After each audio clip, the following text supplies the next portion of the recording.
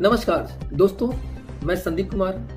दोस्तों, कल मुझे कुछ फ़ोन कॉल्स आए और कुछ लोगों ने मुझे ईमेल कर पूछा कि विधानमंडल में अधिकारियों के करीबियों को जो नौकरी मिला उसे हाई कोर्ट ने घोटाला बताया। इस पर एक विस्तार से वीडियो बनाया।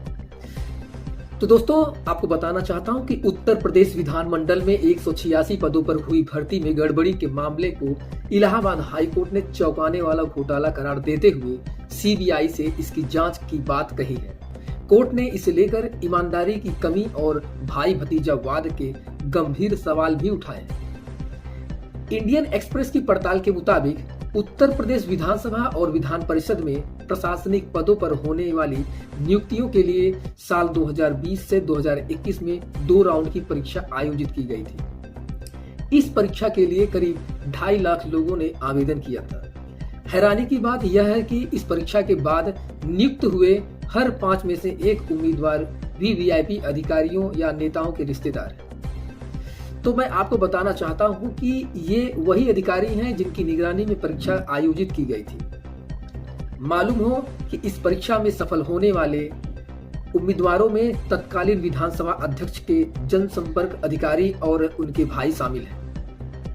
इसके अलावा एक मंत्री का भतीजा, एक विधान परिषद सचिवालय प्रभारी का बेटा, विधानसभा सचिवालय प्रभारी के 4 रिश्तेदार, एक संसदीय कार्य विभाग का बेटा और बेटी, एक उप लोकायुक्त के बेटे, 2 मुख्यमंत्रियों के पूर्व स्पेशल ड्यूटी के बेटे को नियुक्ति दी गई। आप स्क्रीन पर देख सकते हैं। इतना ही नहीं, इन नियुक्तियों में कम से कम 5 ऐसे लोग भी शामिल हैं जो 2 निजी फर्मों TR डाटा प्रोसेसिंग और राघव लिमिटेड के मालिकों के रिश्तेदार हैं, जिन्होंने कोरोना की पहली लहर के दौरान परीक्षा दी थी। इन सभी उम्मीदवारों को 3 साल पहले विधान मंडल का प्रशासन करने वाले 2 सचिवालयों में नियुक्त किया गया था। इस संबंध में 18 सितंबर 2023 को एक आदेश में 3 असफल उम्मीदवार सुशील कुमार, अजय त्रिपाठी और अमरीश कुमार ने इलाहाबाद हाई कोर्ट में एक याचिका दायर की थी। इसकी सुनवाई करते हुए माननीय उच्च न्यायालय की 2 जजों की पीठ ने इसे चौंकाने वाली नियुक्ति करार देते हुए कहा कि इसमें कुछ भर्तियां गैर कानूनी तरीके से हुई हैं, जिसके चलते इसकी विश्वसनीयता ही कम हो गई। हालांकि विधान परिषद की अपील पर सुप्रीम कोर्ट ने सीबीआई जांच पर रोक लगा दी और अगली सुनवाई 6 जनवरी 2025 को निर्धारित की गई है। ये नियुक्तियां कम से कम 15 समीक्षा अधिकारियों, 27 सहायक आरओ और जूनियर पदों से संबंधित है। मालूम हो कि आरओ एक राजपत्रित पद के बराबर है, जिसका वेतन बैंड 47,600 रुपए से 1,51,100 रुपए है और ARO का वेतन मैट्रिक्स 44,900 रुपए से 1,42,400 रुपए है। इंडियन एक्सप्रेस ने इस पूरे मामले के रिकॉर्ड की जांच की और उन लोगों से बात की जो दोनों सचिवालयों के लिए चुने गए 38 उम्मीदवारों का पता लगाने में शामिल थे। इनके अधिकारियों और राजनेताओं से संबंध थे। हालांकि ज्यादातर ने या तो मामले में अपनी भूमिका से इनकार किया है या तो मामला कोर्ट में होने की बात कही है। TSR डाटा प्रोसेसिंग के निदेशक रामवीर सिंह के भतीजी और बहनोई को ARO विधानसभा के पद पर नियुक्त किया गया है। TSR डाटा प्रोसेसिंग के निदेशक सतपाल सिंह के भाई को ARO विधानसभा के पद पर नियुक्ति मिली है। इस भर्ती को लेकर 2021 से इलाहाबाद उच्च न्यायालय में कई याचिकाएं दाखिल की गई हैं। पिछले साल 18 सितंबर 2023 को अदालत ने 2 याचिकाओं को जोड़ते हुए मामले को जनहित याचिका में बदल दिया और सीबीआई जांच का आदेश दिया। इस प्रक्रिया में 2 न्यायाधीश की पीठ ने बाहरी एजेंसियों को शामिल करने को लेकर आलोचना की थी।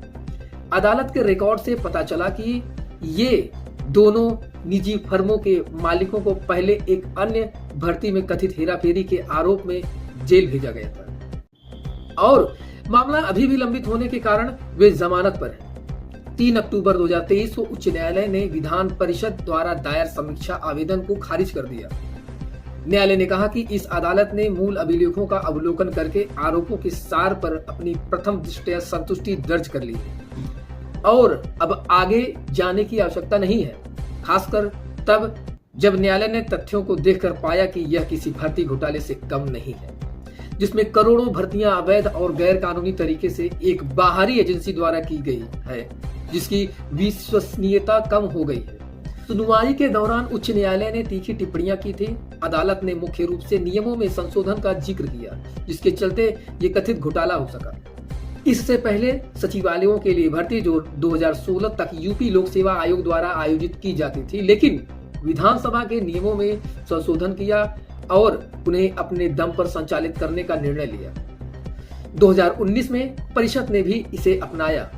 पूर्व एसपी एमएलसी रमेश यादव, जो नियमों में संशोधन के समय परिषद के अध्यक्ष थे, से टिप्पणी के लिए संपर्क नहीं किया जा सका क्योंकि उनका स्वास्थ्य अच्छा नहीं था। इसे लेकर उच्च न्यायालय ने कहा था, यह जानकर आश्चर्य हुआ कि परीक्षा एजेंसी को बाहर करके नियमों में संशोधन क्यों किया गया। चयन समिति के निर्धारित नियमों को दरकिनार कर एक बाहरी एजेंसी के लिए निर्णय काफी चौंकाने वाला है।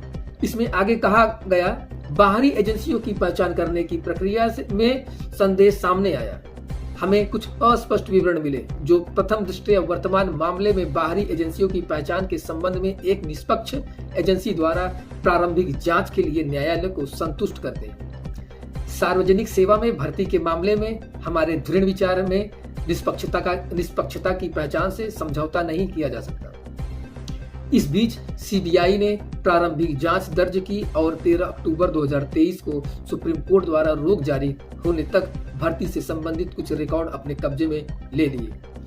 इन परीक्षाओं के लिए आवेदन करने वाले कुल उम्मीदवारों की संख्या के बारे में कोई डेटा उपलब्ध नहीं है। कई अधिकारियों ने इंडियन एक्सप्रेस को बताया कि यह लगभग 5.5 लाख थी। कोर्ट में रिकॉर्ड में पता चला कि विधानसभा में भर्ती का ठेका broadcasting engineering and consultancy services यानी BECIL को दिया गया था, जो केंद्रीय सूचना एवं प्रसारण मंत्रालय के तहत एक केंद्रीय सार्वजनिक क्षेत्र का उपक्रम है। बेसिल ने TSR डेटा प्रोसेसिंग को काम पर रखा था।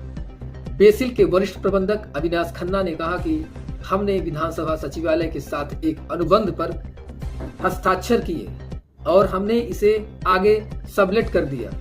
हम इस समय इस बारे में और कुछ नहीं कह सकते क्योंकि मामला कोर्ट में विचाराधीन है।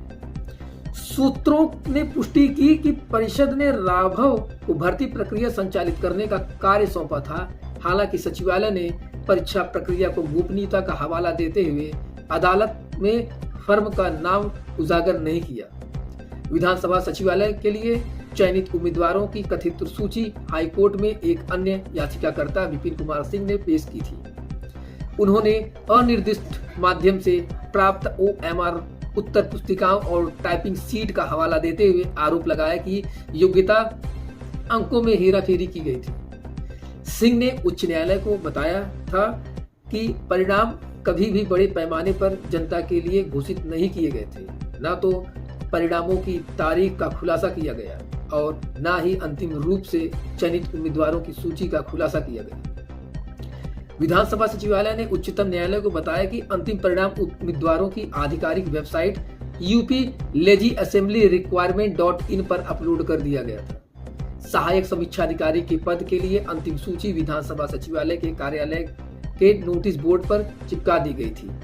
हालांकि जब अखबार ने वेबसाइट की जांच की तो नतीजे वहां नहीं मिले।